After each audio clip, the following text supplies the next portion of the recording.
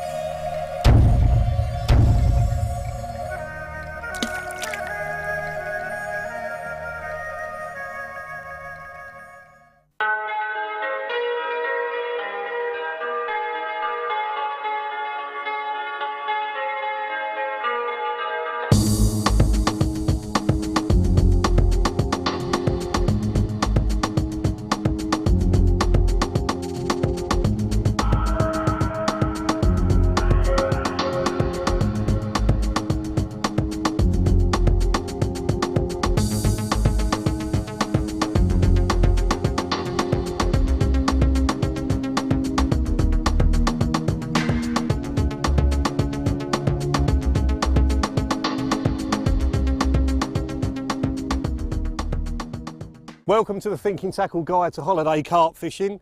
We're here at Abbey Lakes, just north of Paris, in search of the massive fish in these waters. They're up to 65 pounds in here. We've just seen one at 66 pounds caught this morning in the other lake, Heron.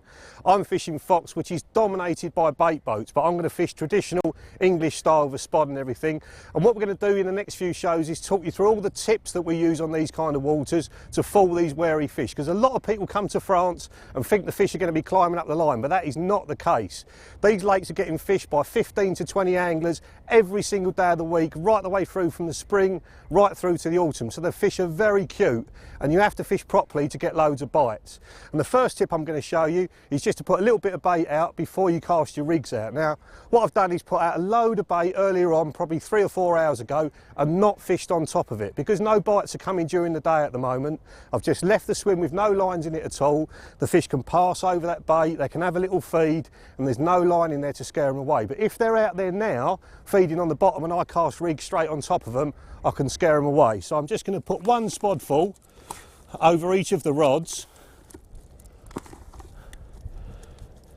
and what that's going to do is hopefully just get the fish to drift out the swim. There'll be a bit of bait falling through the water, not too scary, it's not a great big lead dropping between them, and they're going to drift out the area hopefully, give me a chance to get my 3 rods in, and hopefully we'll get a bite quite quickly. Right, just check behind me.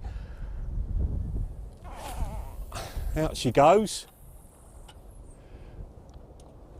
That's all clipped up at about 70 yards, and basically when we got here these swims were free and there were a lot of fish jumping around here.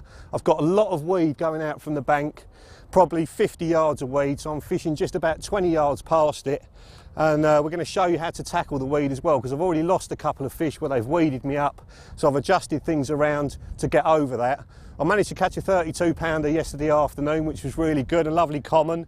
And these lakes are full of fish like that, of all different strains. You've got big long commons, short deep ones, you've got mirrors and levers, fully scales as well. They're really beautiful fish, and the water's quite clear here, so that does make it hard to get bites during the day, but it also makes the fish very, very dark, which makes them lovely when you hold them up for the cameras.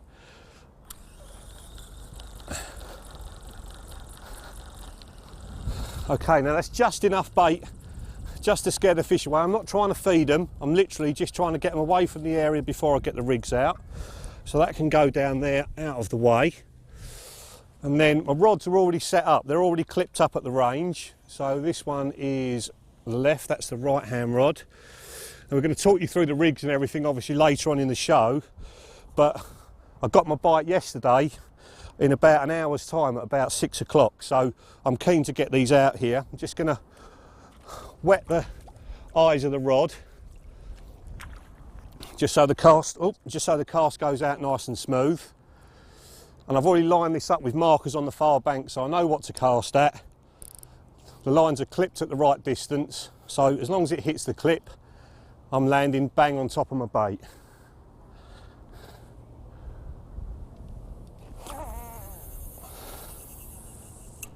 Let's hit the clip. Just let that fall on a tight line. donk onto the gravel, just take it out of the clip.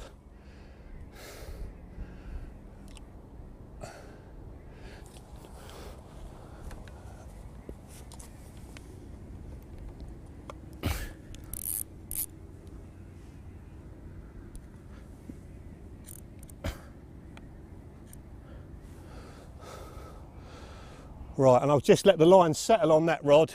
It's just bowed a little bit round with the crosswind, but the rig's dropped in the right position. So I'm just going to let this settle, just tighten up a little bit, and then I'll do the next rod and the next one down. So it's always best to do the one upwind first of all, and then do the other ones so the lines don't get crossed over each other.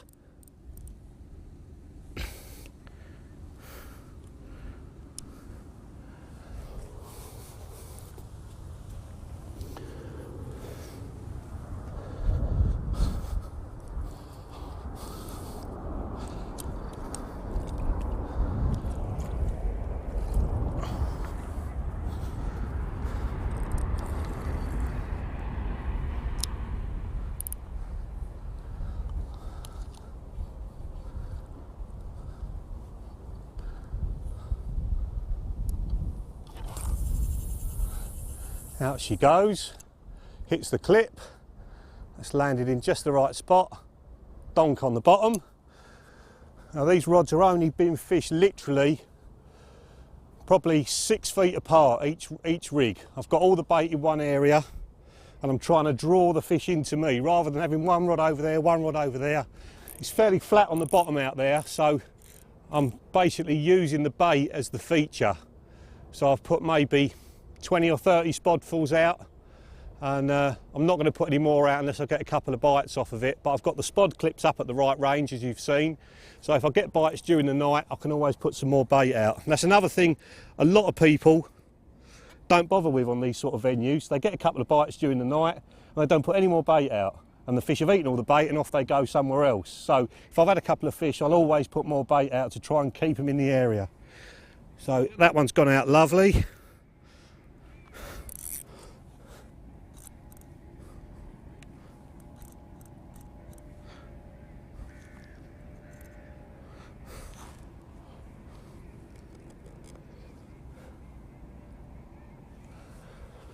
Right, and now for the last one.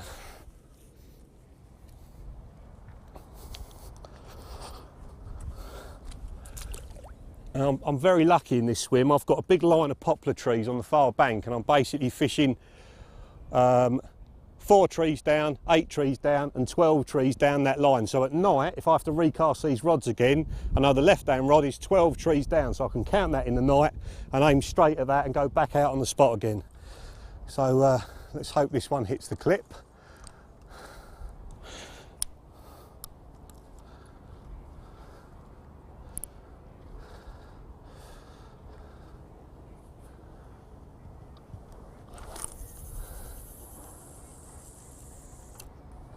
Lovely. Donk, down she goes.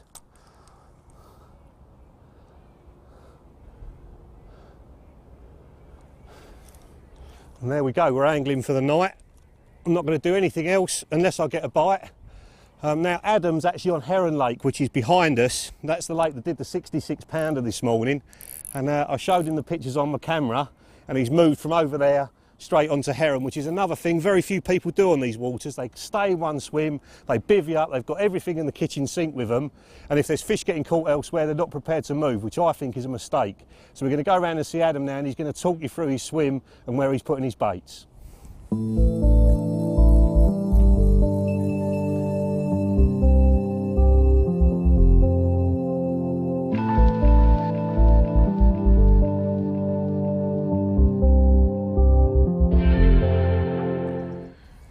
Well, I'm over here on Heron Lake at Abbey and I'm feverishly trying to get the rod sorted out. The sun's dropping away quite quickly now. Just moved over from Fox Lake, caught a fish there, but things had slowed up a bit, so The guys who were fishing just a bit further down here caught a stunning carp this morning, and a real big one as well, 66 pounder. They had a few other good big fish, but what really appealed to me about the fish, they were really dark chestnut and plum colours, just like a real big English carp in a lot of ways. And a lot of that's down to the type of water. It's very clear, it's very weedy, and the fish are stunning. I landed one, helped a guy land one a bit further up the bank earlier on. Small one, about 20 pounds, but just a beautiful, beautiful carp. So I've sort of busied myself around here, got the rods, well, I've got 2 rods out, and I'm in a process of maybe putting out 4. There's a huge amount of weed. It goes out from the near margin for about 5 or 10 yards and then disappears, but it goes a bit further. And beyond that, I found 1 or 2 small silty holes and little channels, and I'm placing traps in those. And as I'm doing it, there are fish rolling 10 yards past where I'm flicking a light lead, just feeling around in the weed. Taking the marker float off to start with, because that can be a bit of a hindrance. So just flicking around with a lead, and then when I found a spot, putting the float, clipping up, putting the float on and back out. And I've got the float out there now. It's fairly deep, just beyond the weed, 17 feet of water. And I'm just going to put this rig out there and hoping that during the night one of those leviathans will visit us. There was a fish just down the bank earlier on. It came out while I was sorting out the rods, and I just caught its tail. Its tail was the size of my car bonnet, enormous fish, went down, big plume of bubbles. So I've marked that spot in my head, and this rod or one of the other rods is going to go on that, maybe with a small bag or something, and then we'll be angling, hopefully before the sun goes down.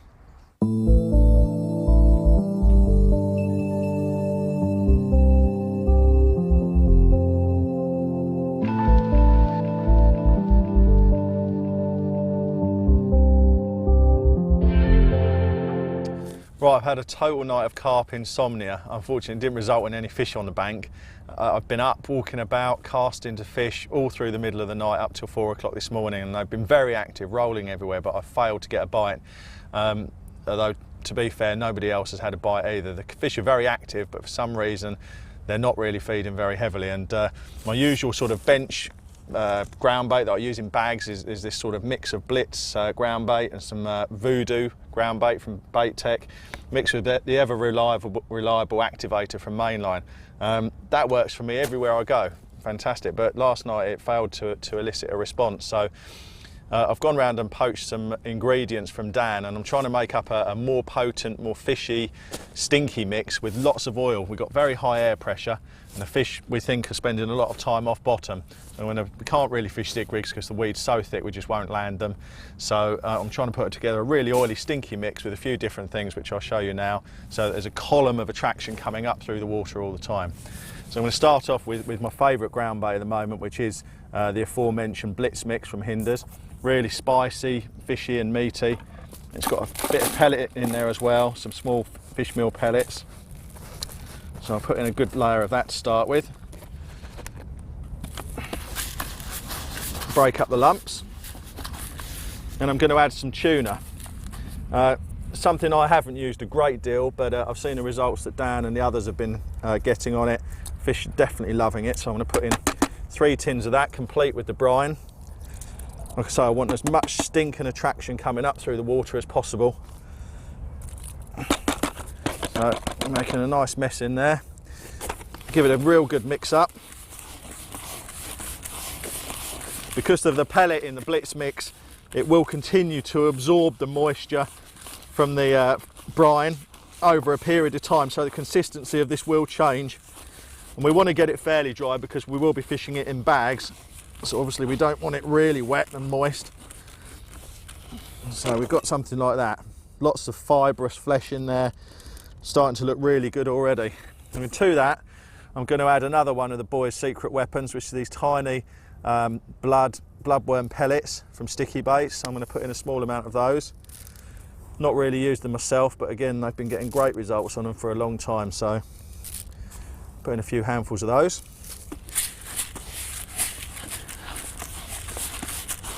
And now I'm going to add some oils. First of all, one of our favourites is the Mainline feed-inducing fossil. Fantastic, I think it's a blend of different fish oils. I'm going to add a good amount of that, so I'll really get the stink coming off. We'll give it a quick shake first. I'm going to add quite a lot of that.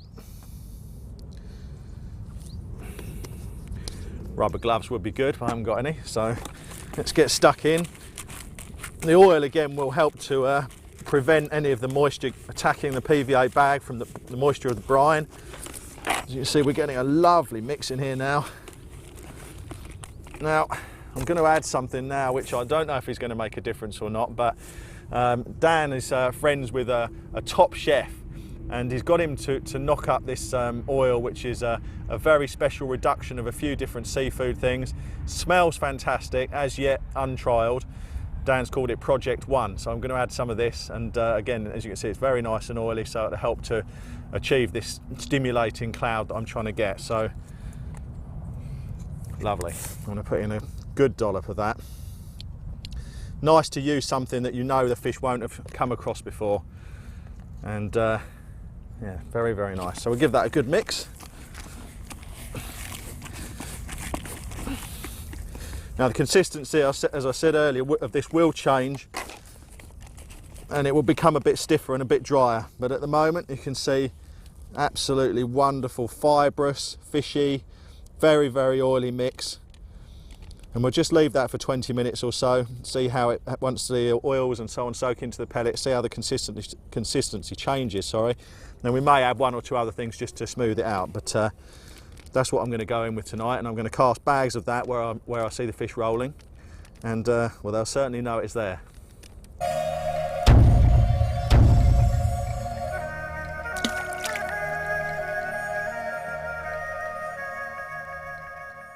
This episode of Thinking Tackle is in association with Daiwa Linear BR Reels.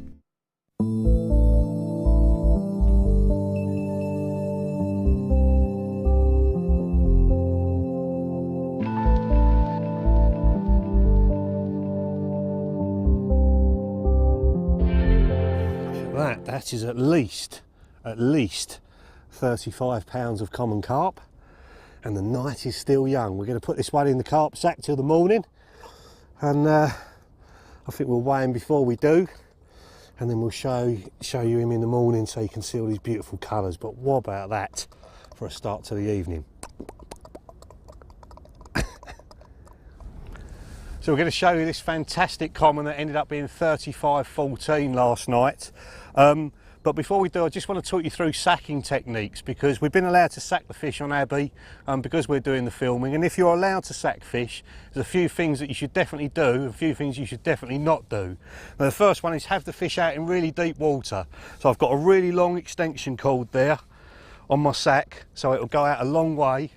If it's very shallow in the edge, you want to do what I'm doing now and actually wade in and put your pole. That pole's got to be immovable in there. That's got to be rock solid in the ground, because if a fish gets away in the night in a sack, that is a dead carp. So we obviously don't want that at all. So that wants to be pushed in really, really firm, long cord. And don't sack a fish up at night in a big weed bed, because at night the weed draws oxygen out of the water and it makes it very hard for the fish to breathe. The total opposite happens in the daytime. Weed's actually giving off oxygen, so it's good for the fish, but we wouldn't sack them in the daytime anyway, so don't drop them into weed at night, definitely. Now this one's been in the sack a few hours now, so what I'm doing is I'm just pulling him up to the surface and giving him the opportunity to have a little bit of a wriggle in the water where he can do no harm to himself, and that should hopefully give him less energy on the bank so he doesn't beat me up so much. I would just see there, he's just having a little thrash around. This is the time when problems happen. When you're taking the fish out of the net, when you've just caught them, or you're pulling them out of the water in the sack, this is when you break fins or split fins. So you've got to be really careful before you pick the fish up that all his fins are flat against his body, none are poking through holes in the net or the sack, because that's what's going to split them.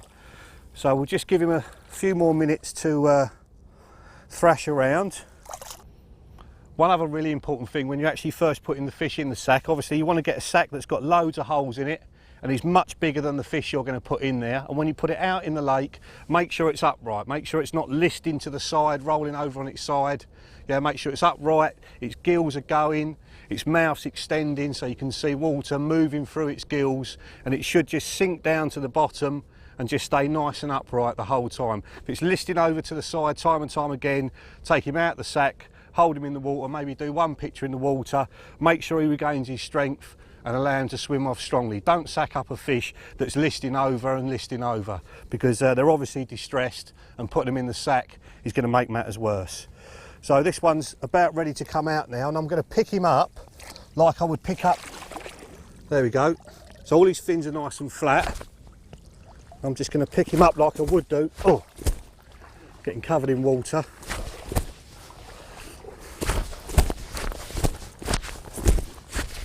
And then straight onto the mat. There we go.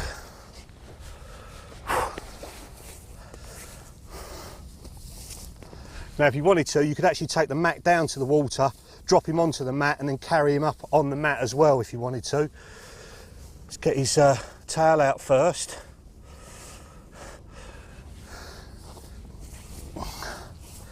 And then just gently peel him back. We've already wet this mat up, but we'll give it a bit more. Have your bucket of water ready to go. Nice protector mat, it's got loads of poly balls inside there. There we go. Now when he comes out the sack, normally the brightness of the sun is what's going to really spook him. So if he starts to go, put your hand over his face, over his eye, or put the sack back over the top of him. And then when I'm picking him up, hand round his anal fin first, slide it down his head, round that fin, and pick him up like that, and that's how you grip him.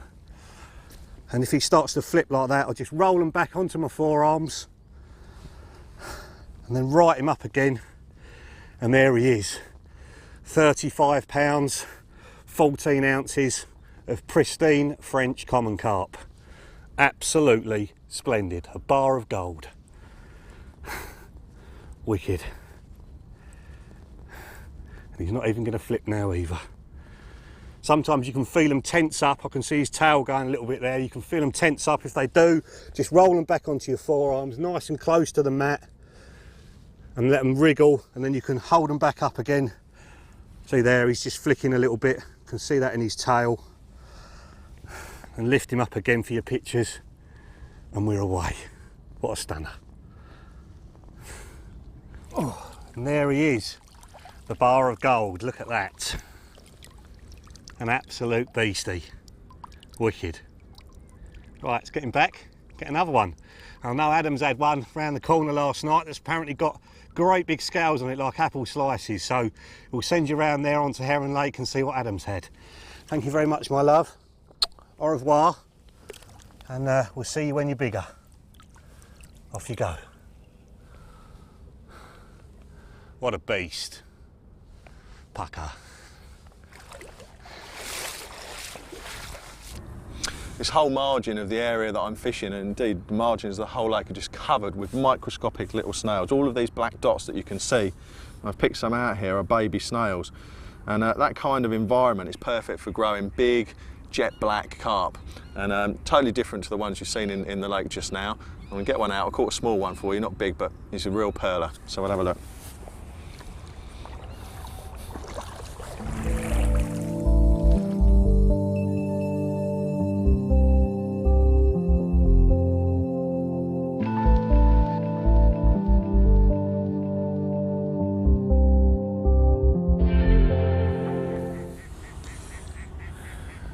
What about that then? One of the most beautiful carp I've ever caught. Only a 21 pounder, but it really doesn't matter to me at all. Probably the first English angler to come to France and sack a 20, but I had to show you that it really is an absolutely pristine example of a mirror carp. Immaculate all over. And you know, it shows the environment it lives in. It's black, it's come from a weedy clear lake, quite difficult to catch, perfect all over. And we caught that on the PVA bag mix that I knocked up earlier, well, yesterday evening. So that's drawn them down with the oils and done its job. And I think Dan's going to show you some little tricks that he's doing with PVA over in his swim. I'm going to get this beauty back. Really, really pleased with that.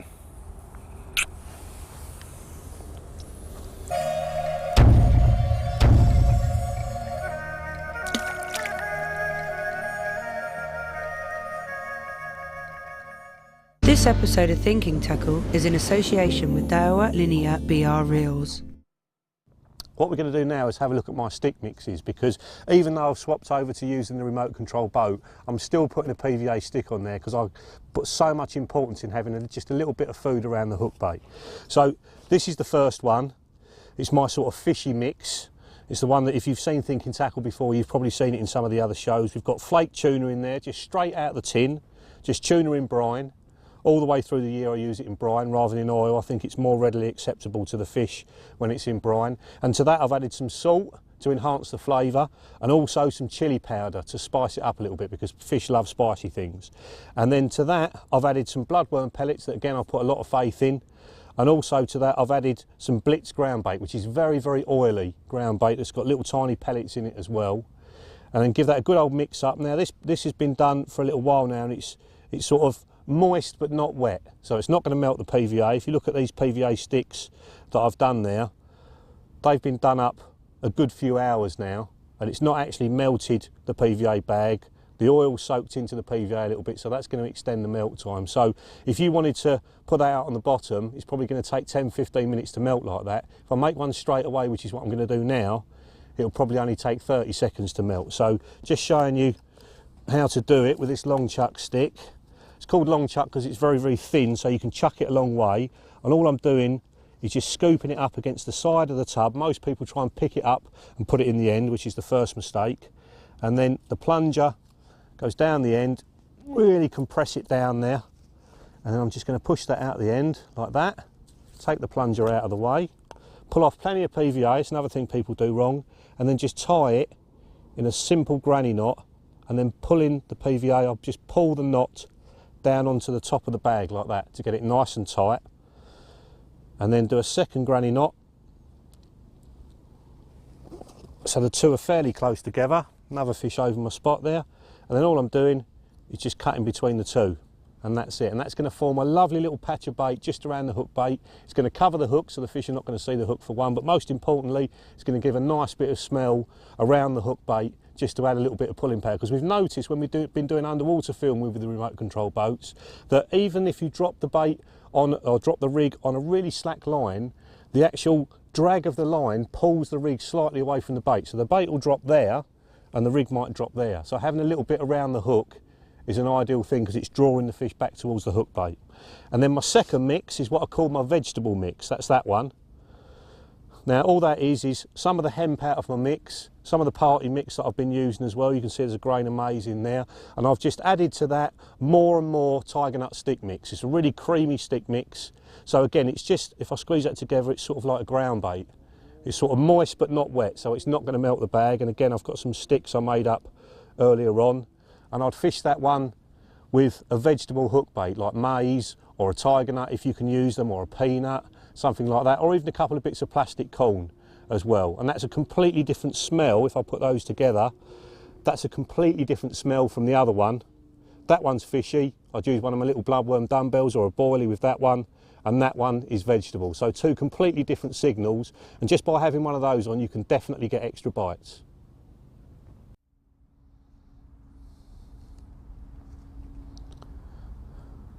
This is how I'd fish my stick. Just pull it onto the hook link using a little gate latch needle, and in the hook goes into the end of it like that. I've got a little tiny bloodworm pellet on the end there, and then a little bit of glow in the dark corn flavoured with pineapple and butyric acid, which has caught me a load of fish.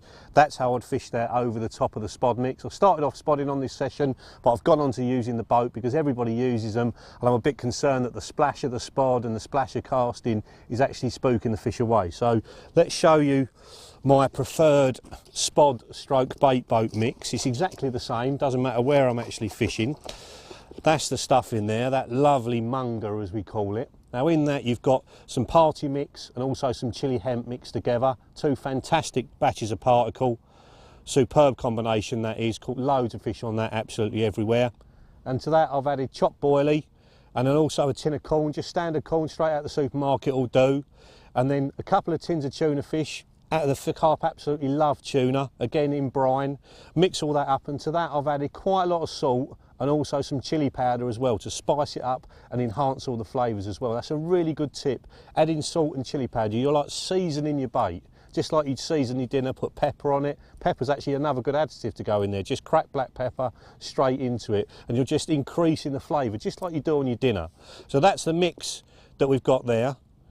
Now, I've been baiting up with the boat, with the rig in the boat as well, but what I'm also going to do, while I've got line out of the water during the day, because not a lot's happening during the day, I'm going to put my marker float back out again, and I'm going to put a couple of boat loads out in the swim so the fish have got some free food with no line in the water, because these are really pressured lakes, and it can help you fishing a lot. If you take your lines out of the water for a few hours, put some bait in, if you notice fish start jumping over your bait, just put 1 or 2 rods back out again, and there's every chance you're going to get a very quick bite.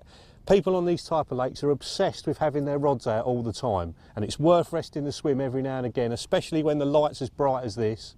Put some bait in the swim, give them some free food, and then nick another bite a couple of hours later. So we're going to do that now. So I'm going to buzz the marker out into the swim and use that to obviously aim the boat at. Now that's another mistake a lot of people make, the remote control boats. They don't put a marker out first of all to see what's on the bottom. I put it out at the start of the session, found that it was gravelly a long way out. It got weedy when I started to get close in, probably 50 yards out. So I'm fishing about 20 yards past the weed, and I've kept dropping my bait back in the same spot to establish an area. A lot of the guys on this lake, as soon as a fish crashes over there, they're taking their boat over there. One crashes over there, they're taking their boat over there, chasing the fish around. If you're here for a week, then establish an area. Keep putting bait in the same area and the fish will come to you. So let's put this out onto my mark on the far bank, which is one of those poplar trees.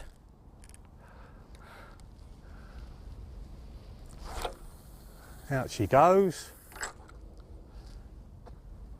Feel that hit the bottom. Donk, that's on gravel. Just tighten up the braid.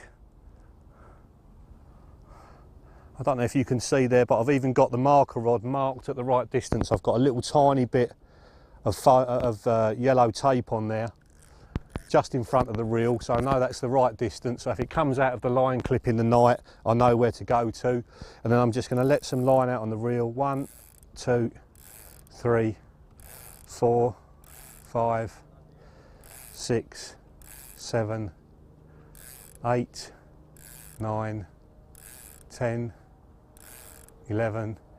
So 11 foot plus the float, 11.5 foot, something like that. That's my spot. And I'm going to take the boat out to that and drop a couple of loads round the float and give them some free food in the day.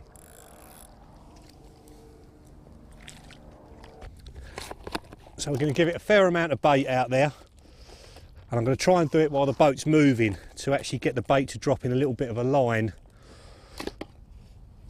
so that when I come to put the baits out later on, obviously I'm going to put some more bait in the boat, but when I come to put the baits out later on, there is some bait near it. You don't want it all in one clump, and that's one of the things I've got against the boats, is they do tend to drop it all in one clump. So spreading it around the swim with 2 or 3 boat loads gets the fish moving around, and there's more chance of you getting a bite then, I think. So boat on. That's it, we've got lights. Push it out from the edge before you turn the handset on, and then you don't get any crap in the jets. That's on, and off we go.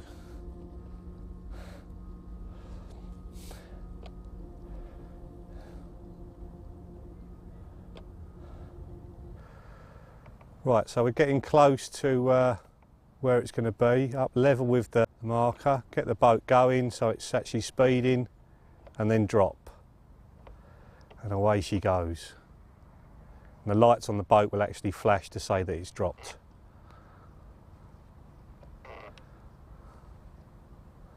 And back to shore.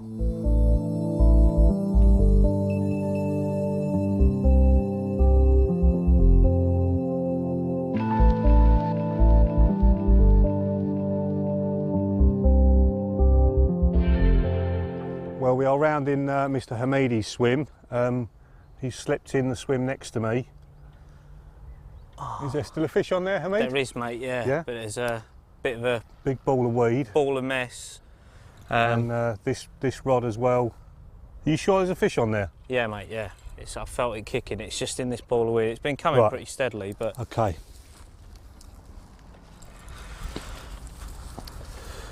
It's got its nose in that. There. Oh yeah. We have fish on. We have fish on. But on a little bit of yellow foam, on a zig. a couple of hours ago, I put out hook links of different lengths off the lead, and this is at 7 foot in 12 foot of water. So 7 foot off the bottom? Off the bottom. With a little tiny bit of yellow foam as a hook bait? Exactly, on a tiny hook and a 12-pound double strength hook link. And he looks a very, very handsome fish. It is, gorgeous fish, mate. Get in! Happy days, good netting, mate. Good netting. Put it there, young man. Good Cheers, skills. mate. Cheers.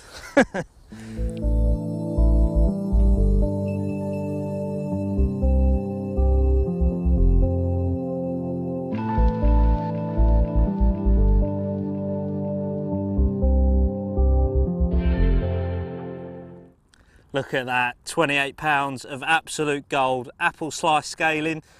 Granny Smith would be proud of this, absolutely stunning. Now, I'm going to slip this little baby back, and I suppose I best show you how I caught it. That is quite simply a bit of yellow foam. That's it? That's it. No flavour? Nothing. Nish nish. Nish nish. Not a bit of smell, nothing at all, mate. This sort of stuff, is it? That's it, them little sticks of foam that you just get from any tackle shop. They come in little packets with sort of 3 or 4 different colours. They're to float a boilie, really, aren't they? They are, mate, yeah, to critically balance a boilie, but they are very, very buoyant, and they hold up at sort of any size of, well, I'm using a size 12 or a size 11 hook. Right. And that holds it up brilliantly, you know, even with a big length of hook link underneath. So just so people know, you're using a really, really long hook link, like 8 foot, 10 foot hook link? Bit of all of them really, mate, because it's varying depths out there, between 12 and 14 foot over the 4 rods that I've got out. So best piece of advice I can give when zig fishing is really, when you start, is to try a few different lengths. Yep. So I started with one at 6 foot. Right, half depth. Half depth in effect, yeah, down the bay, which is 12 foot. Yep. I had one at 7 foot, one at 9 foot and one at 10 foot. Right. Just so sort of like 4 foot below surface. Right, to search out where they're swimming. Exactly, right. Yeah, because they're jumping out, but you don't know what depth they're charging up to the surface from. So your best way of scoping that out is with different length zigs. And you know, it turned out to be the 7 foot one. And when you turned up, I had an occurrence on the other rod, didn't I? And that was the other one at sort of half depth. That was at 6 foot. So, so that's roughly the sort of level they're at. So now you're going to put all rods at that sort of depth. Basically, yeah, 6 and 7 foot. I'll probably fish them at. Right. Okay. So talk us through that hooking arrangement so people know what it is. Show that to the camera so people can see the bait and the hook. There we go. That's it. Yeah. Very simply, you've got the bit of foam. A knotless knot. Yep. Okay, and it's sort of how Mr. Penning recommends it, which is with, once you've tied the knot, is to go back over the knot before you go through the eye, which secures the knot and stops it from sort of bouncing and sponging around. So using light hook links, you need to guarantee it doesn't snap. And a size 12 hook there, is that 12? Yeah, I've got basically, if I'm fishing in on weedy lakes, I'd probably use size 12 wide gate because you've got a beak point, probably a better hook hold. It's not too bad out where I am, so I've got a size 11 one about to go out, which is one of the sort of barber hooks you can get. Straight point, better for hooking them, hopefully. Right, okay. And then 12-pound double strength monofilament, which is very narrow and floats, so it aids the buoyancy of the whole setup. Really. Right, okay. And coming right the way down to the lead, whack a lead onto there because you've got 6 foot of mono there, and then that's it. Flat line a pair. Right. Swivel goes in sort of the wrong way round in effect because you've got it where you'd normally have your leader attached. You've also got the knot of your hook link to it. Right. Which is just like that, and then fold it back on itself over the lead. Fold it back on itself. Tail rubber pushes in there, and as you know, because you've caught a few fish using zigs, the worst bit of the fight is that lead bouncing about. Yep. So with this, obviously, as soon as you get the bite and the fight starts, that lead is coming off. So sort of once it kicks off, and then you've got, you know, with any weed, it's all pulling off in effect. Right. Okay. So you're fishing an inline to be dumped on the bite, so that it's easier to play the fish. Exactly, and I can, you know, with these safe zone leaders, you can wind them down into the rings, can't you? So you know, a 7 foot hook link suddenly becomes very playable when you're playing the fish. So, right, okay. All right, well look, cast one out because it's a bit of an art form getting them out there without entangling as well. So whack a lead back on. Can you pass me some of that foam there, please, because that's really important. 2 bits, mate, please. That's it. Let's have a cheese and onion, shall we? Cheese and onion, that'll do. There we go. Okay.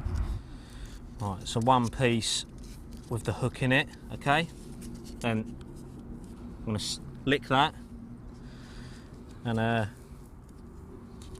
squeeze the two together. So I've got like a little sandwich of foam with that in there. That's because what I'm going to do now is get this fella out, but it stops it from sort of catching grass on the deck, getting the hook point damaged, all the obvious. And holds it away from the lead when you cast it as well. It does, mate. Nice. Yeah, that's you do get an effect of that with a buoyant bait, but obviously it does. It gives it a bit more weight, and you always want to look for two little drops. So one with a lead, and you should see a little dimple just behind. So on the surface, a splash from the lead, and then a yeah, a little dimple, and then you know it's all right. If you don't see that, then you want to wind in and try it again. Yeah. Right, okay. Exactly. Right. Get this one out there then, and we'll do.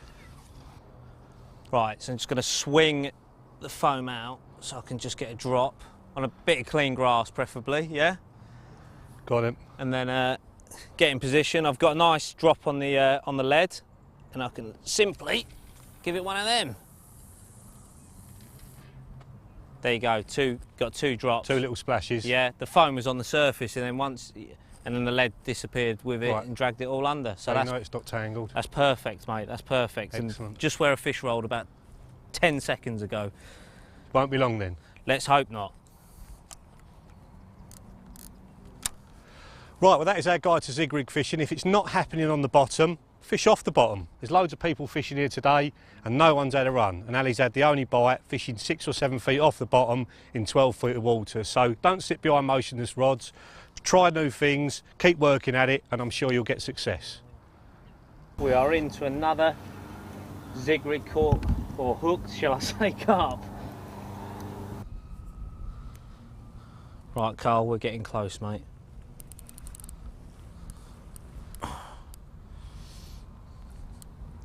Just flicked off a fin there. I thought it was game over. Oh, his eyes are covered with a bit of weed. Right, Carl, you're going to have to go over to the right there. See there? It's just completely slowed it down, that bit of... Here we go. She's in. Brilliant.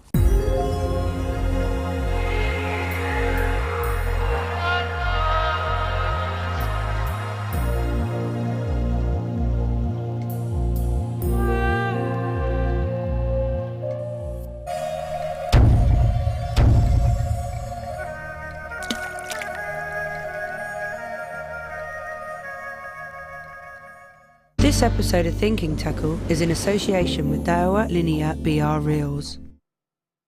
Well, I was going to put zigs on after Ali's success yesterday, and I said I'd give it till 12 o'clock. It's now 25 past 11 and one's roared off. Nothing all night long again. The lake's fishing really, really slow. Hardly anyone's catching anything. And this is very welcome. I'm hoping that the lead's come off. So much weed, you can't see it, but between me and sort of 50 yards out, it's just solid weed. And just playing it nice and carefully. I've got to fish back leads as well, because this feels like quite a good fish actually. I've got to fish back leads as well. I'm not putting them out very far into the margin. All I want to do is just sink the line away from this floating weed. You can see the weed hanging on the line now. That's what we've got to deal with all the time. And if you don't use the back leads at this time of the year, you end up with 2 or 3 pounds of this stuff hanging on every rod. And I lost a fish because of it yesterday, where you've got a fish 70 yards out doing whatever it wants, and you've got 2 pounds of weed on the line. And it just takes all the feeling away and the fish just gets off. He's kited around to the right there, Ali. He's over both the lines.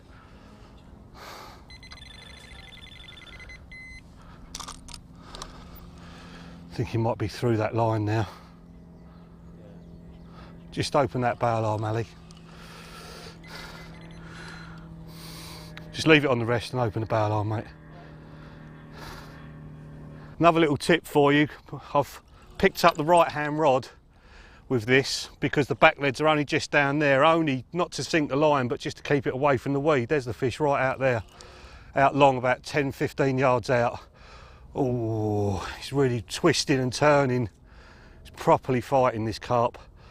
Because I've picked that other line up, oh, he's really twisting and turning. We've just opened the bail arm, and that should stop any pressure on the hook that could end up pulling the hook out. So if you do pick up one of the other lines, especially if you're on your own, just open the bail arm of that rod and sort it all out when the fish gets in the net. Oh, line pinging off the dorsal. It's a mirror, isn't it? Yeah. Lead's come off as well, isn't it? I think so, mate, yeah.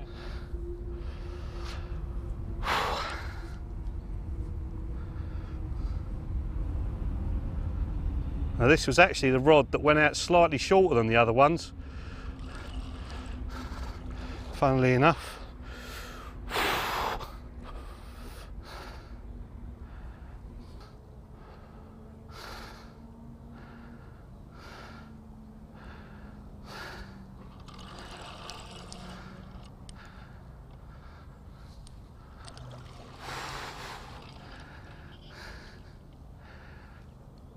God, my arm is aching now.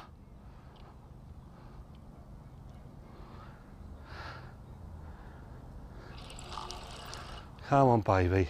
This is a proper hide fighting carp, this is.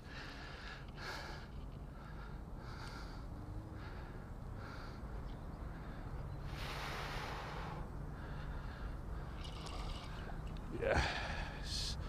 See, that's not coming in so easily because it's on that other line. Basically, the other line is stopping it from coming in so easily. It's not a problem, we'll be able to do it. The other line's still ticking off the reel every now and again, so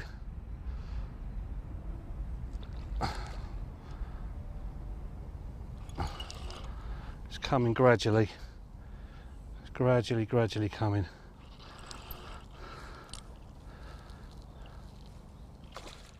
Good skills, Hamid. Get in. Excellent. Cheers, mate. Phew, that was a bit hairy.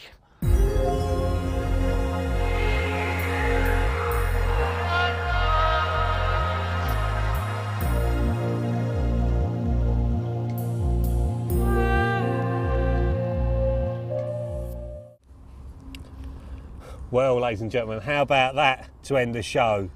How big, mate? 34.6. 34.6. Look at that. What a beautiful carp. So, tell us how you caught it. First one on the bottom, mate. Exactly, mate. Yeah, it's been a long time in coming. There's a few fish crashing out in close. I'd taken a bait down into the bay quite a way down, and there was fish jumping out literally 15 yards off the bank. Right. So I wound the rod in down the bay, and you came down to help hold the rod, dropped it on the rolling fish, and within 20 minutes this ramped off. So just goes to show, doesn't it, mate? All them spots, all that marker float work, and you know, the one rod put on some rolling fish and resulted in this absolute stunner. So the lesson is, if they're rolling, drop a bait on them. Most definitely, mate. Most definitely. Right, well, that's all we've got time for in this edition of the Thinking Tackle Guide to Holiday Carp Fishing. We hope you've enjoyed it. We hope you've got loads of little tips and techniques to use in your own fishing. And in the next two shows, we're going to Maison de Lac Bleu in search of more 65-pounders. So we'll see you on the bank there. Wicked. Look at that.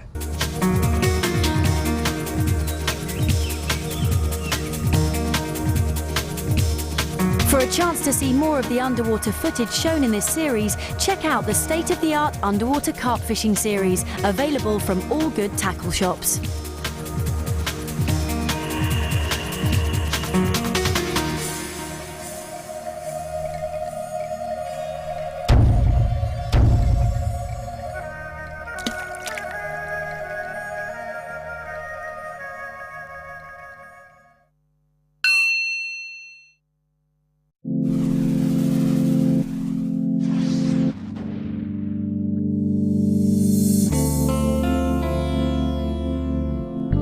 This episode of Thinking Tackle is in association with Daiwa Linear BR Reels.